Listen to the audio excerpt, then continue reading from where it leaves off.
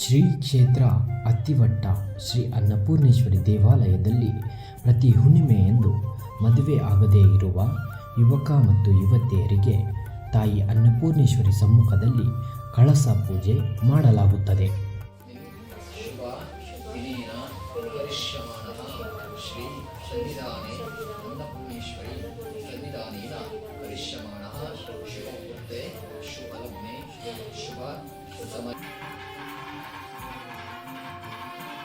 ಸಮಯೇ ಕರಿಷ್ಯಮಾಣ ಮಮ ವೈವಾಹಿಕ ಜೀವನ ಕಾಲೇನ ಮಾಂಗಲ್ಯ ದೇವತಾ ಅನುಗ್ರಹ ಪ್ರಾಪ್ತರ್ಥ ಪೂರ್ವಕ ಮಹಾಲಕ್ಷ್ಮಿ ಮಹಾಗೌರಿ ಮಹಾಸರಸ್ವತಿ ದೇವತಾ ಅನುಗ್ರಹ ಸದಾಕಾಲ ಸಿದ್ಧ್ಯರ್ಥ ಪೂರ್ವಕ ಸಮಸ್ತ